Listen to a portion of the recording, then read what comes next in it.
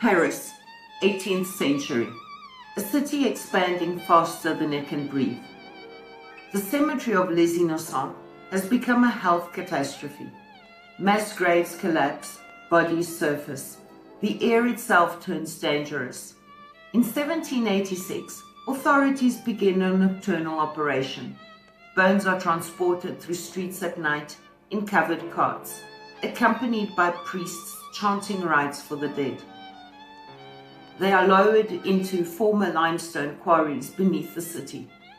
But this is not a burial, it is an arrangement. Engineers stack femurs and skulls into geometric walls, transforming chaos into structure. A strange, almost artistic order imposed on death.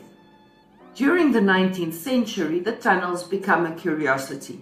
Writers, aristocrats, even future rulers visit, yet large sections remain unmapped. During World War II, the French resistance used parts of these tunnels as hidden headquarters. Ironically, just meters away, Nazi bunkers were installed underground as well. Two worlds separated by stone and silence. And still people get lost. Not just physically. Something about the tunnels distorts orientation, time, even thought. Regarde cette inscription. Elle date de 1802.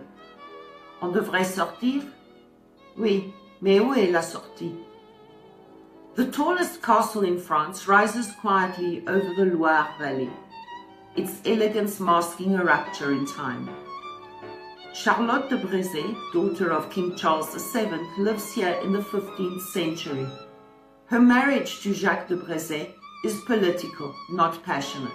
She finds affection elsewhere. When her husband discovers the affair, violence erupts.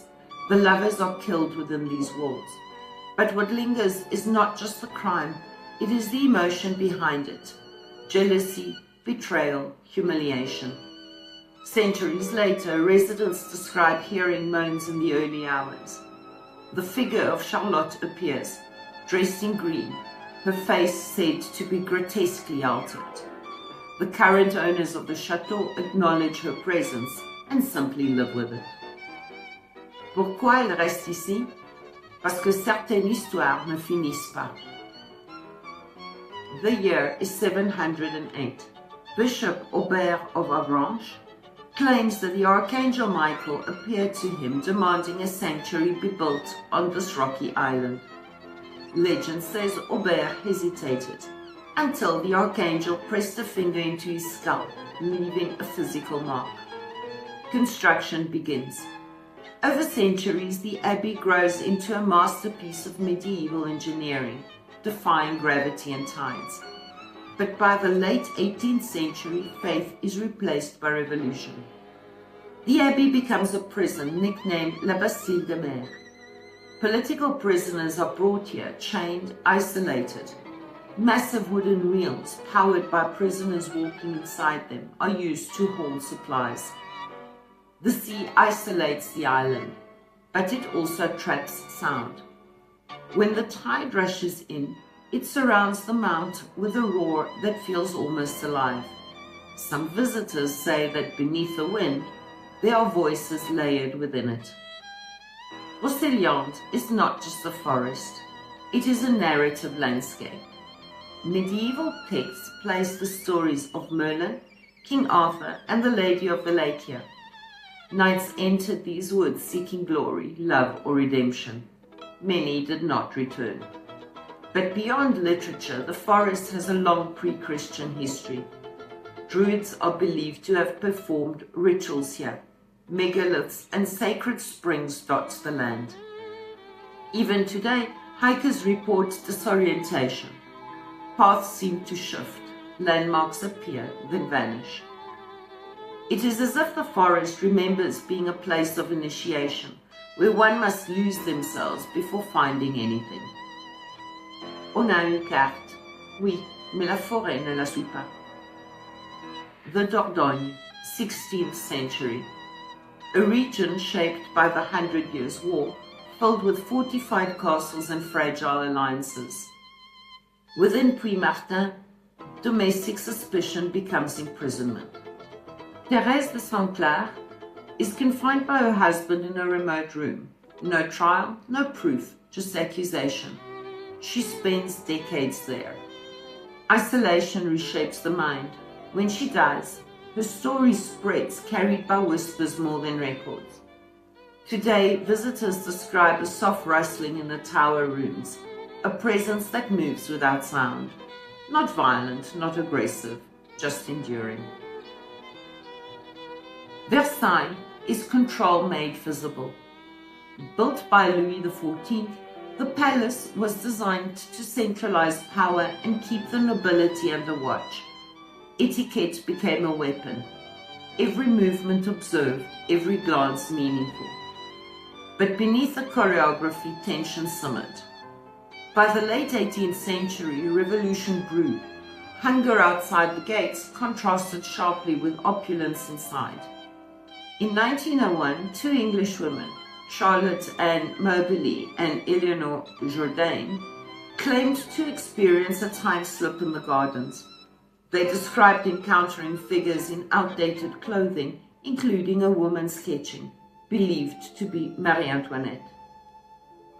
Their account remains one of the most debated paranormal reports in Europe, a psychological illusion or a moment when the past refused to stay contained.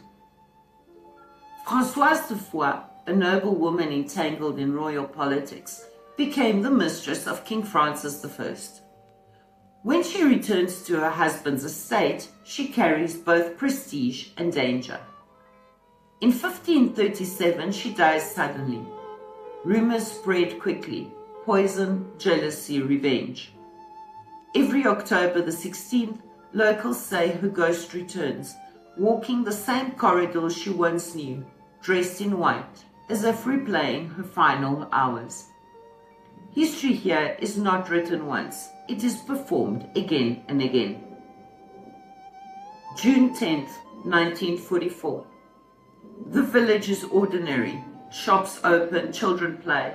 Then the SS division Das Reich arrives. In a calculated act of terror, 642 inhabitants are executed during the Oradour-sur-Glane massacre.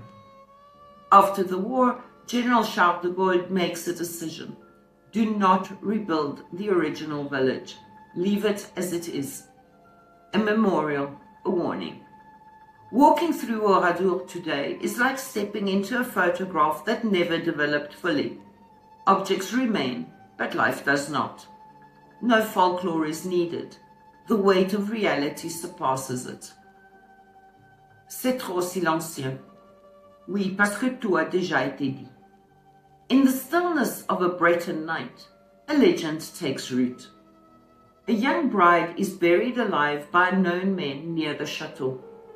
Whether the story is historical or symbolic remains unclear, but her presence is felt. White figures near the lake, soft cries carried by wind. Brittany, steeped in Celtic tradition, has long believed in the permeability between worlds. The living and the dead do not occupy separate spaces, but overlapping ones. Founded in 1443 by Nicolas Rolin, Chancellor to the Duke of Burgundy, the hospital was built in response to widespread poverty and disease after the 100 Years' War. It offered care to those who had nothing. The sisters who lived here devoted themselves entirely to the sick. Death was frequent, but not impersonal. Patients were treated with dignity, surrounded by ritual and attention. Today, the building is preserved. Its wooden beams, its tiled roofs, its quiet halls. Visitors often describe the shift in atmosphere, not fear but presence, as if compassion itself left an imprint. La nuit au château. Luc est en vacances en France. Il visite un vieux château. Le guide part. Luc est seul. C'est très grand, dit-il. Il marche dans un long couloir. Il entend un bruit. Il y a quelqu'un? Une porte s'ouvre. Une femme en blanc est là. Elle regarde Luc. Bonjour, dit Luc. Elle ne parle pas. Elle avance lentement. Luc a peur. Je dois partir. Il court. Mais derrière lui, la femme marche encore.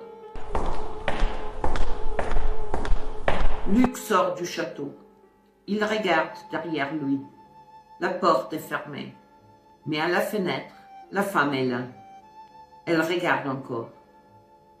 If this felt less like a video and more like walking through history's hidden corridors, then stay with me. Subscribe and we'll keep exploring the places where language, memory and mystery intertwine. And tell me, quel endroit t'a le plus marqué? Because in France, the past is not behind us. It's waiting just around the corner.